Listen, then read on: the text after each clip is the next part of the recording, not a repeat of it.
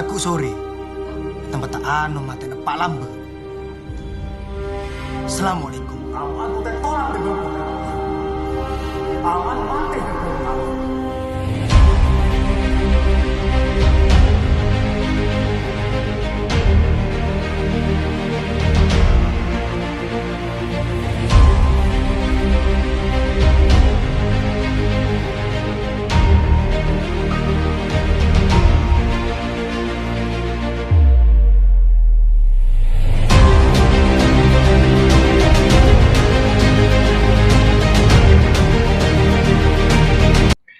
Assalamualaikum warahmatullahi wabarakatuh. Balik lagi di channel Cahjo Project. Kali ini Cahjo Project bakalan membahas tentang sejarah carok.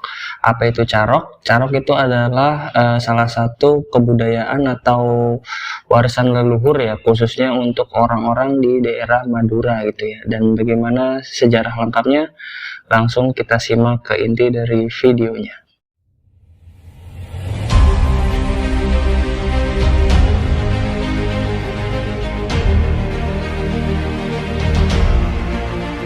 Masyarakat Madura melecehkan anak dan istri orang lain merupakan hal yang memalukan bagi suaminya. Masyarakat Madura menganggap istri sebagai bagian dari kehormatan laki-laki, sehingga bentuk pelecehan apapun berarti mencari kematian. Salah satu prinsip hidup masyarakat Madura yaitu membalas sesuatu sama persis dengan perbuatan yang diterimanya. Bila ada anggota keluarga yang terbunuh, maka keluarganya juga akan membalas dengan cara yang sama.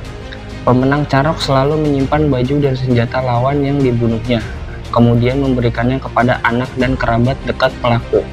Tujuannya adalah untuk membalaskan dendam atas kematiannya. Hal ini membuat carok menjadi sesuatu yang diwariskan secara turun-menurun. Dalam perkara sengketa, carok dijadikan sebagai cara terakhir untuk menyelesaikan masalah. Pihak yang bersengketa akan mengadakan musyawarah terlebih dahulu untuk mencapai kesepakatan damai. Jika tidak terjadi kesepakatan, maka caroklah yang diterapkan. Carok dapat dilakukan dengan dua cara, yaitu ngonggai dan nyelep.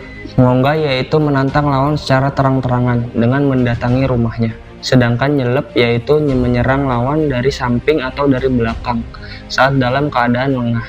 Selain itu, carok juga dapat terjadi secara mendadak tanpa ada persiapan sebelumnya. Ini terjadi saat ada pelecehan harga diri secara tiba-tiba.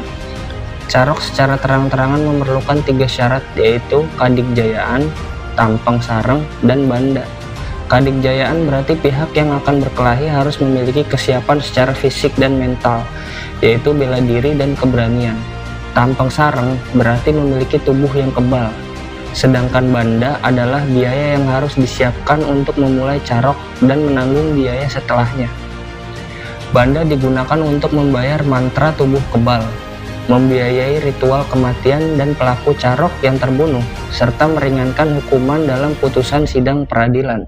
Carok hanya dilakukan jika pihak yang akan berkelahi telah menerima persetujuan dari keluarganya. Selain itu, carok harus dilakukan di tempat yang sepi dan sulit dijangkau oleh masyarakat. Para pelaku carok juga harus mengenakan pakaian adat Madura dan hanya diperbolehkan menggunakan celurit sebagai senjatanya. Sebelum carok dimulai, diadakan tukar celurit dan penyampaian pesan kepada keluarga masing-masing apabila terbunuh. Dalam masyarakat Madura, carok dimaknai sebagai bentuk mempertahankan harga diri terutama dalam perkara suami terhadap istrinya. Carok menjadi lambang kekuasaan suami terhadap istrinya, sehingga terbentuk budaya berumah tangga, terutama pada cara menerima tamu, cara berpakaian, dan pernikahan antar keluarga. Selain itu, carok juga menjadi pembentuk budaya pemukiman masyarakat Madura. Dari segi status sosial, carok dijadikan alat untuk memperoleh kekuasaan dan melambangkan kekuatan bagi kerabat dan lingkungan sosial pelakunya.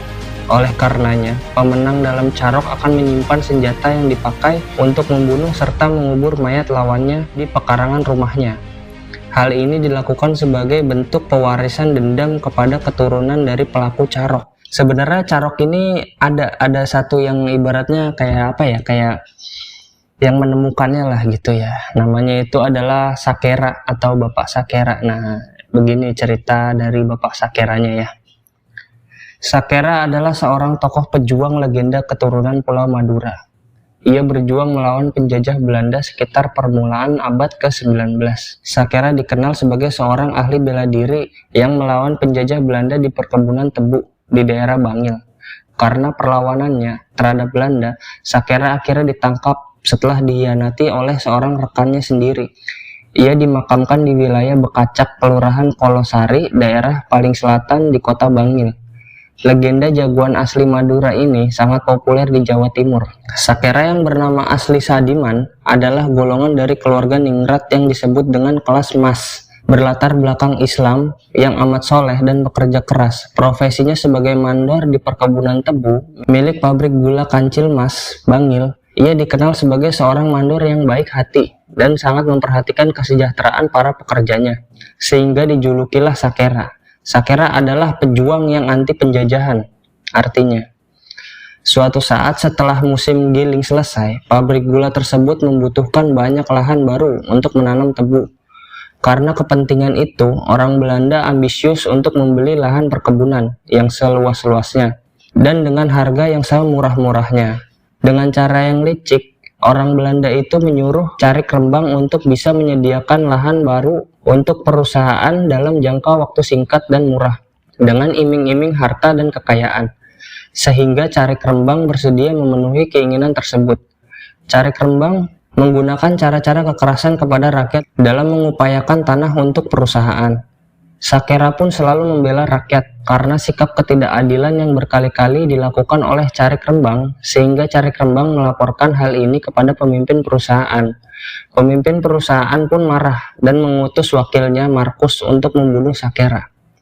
Suatu hari, pekerja sedang istirahat di perkebunan. Markus marah-marah dan menghukum para pekerja, serta menantang Sakera. Sakera yang mengetahui hal ini marah dan membunuh Markus serta pengawalnya di kebun tebu. Sejak saat itu, Sakera menjadi buronan polisi pemerintah Hindia Belanda. Suatu saat ketika Sakera berkunjung ke rumah ibunya, ia dikeroyok oleh Carik Rembang dan polisi Belanda. Karena ibu Sakera diancam akan dibunuh, maka Sakera akhirnya menyerah dan dimasukkanlah ke penjara di Bangil. Siksaan demi siksaan dilakukan polisi Belanda kepada Sakera setiap hari. Selama di penjara, Sakera selalu merindukan keluarganya di rumah. Sementara Sakera ada di penjara, perlawanan pun tetap dimulai. Carik Rembang dibunuh dan dilanjutkan dengan menghabisi para petinggi perkebunan yang memeras rakyat. Bahkan kepala polisi Bangil pun ditebas tangannya dengan celurit senjata khas yang digunakan Sakera. Dengan cara yang licik pula, polisi Belanda mendatangi teman seperguruan Sakera yang bernama Aziz untuk mencari kelemahan Sakera dengan iming-iming akan diberi imbalan kekayaan oleh pemerintah Belanda. Aziz pun menjebak Sakera dengan licik dengan memukulkan janur kuning ke badannya.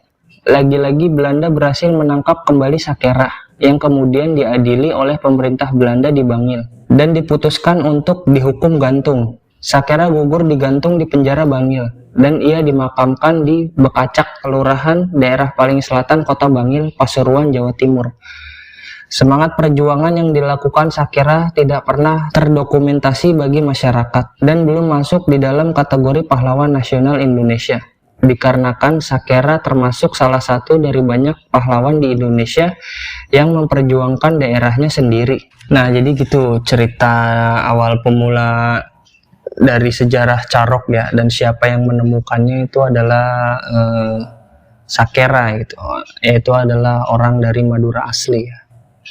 Dan pelajaran apa yang bisa kita ambil dari kisah ini ya, banyak sih sebenarnya ya. Dan gue sih berharap teman-teman semua bisa dukung channel gue terus dengan cara like, komen, dan subscribe ya tentang sejarah. Dan apabila ada kesalahan dalam pembawaan cerita gue, mohon dikoreksi di kolom komentar ya. Dan akhir kata gue pamit undur diri. Wassalamualaikum warahmatullahi wabarakatuh.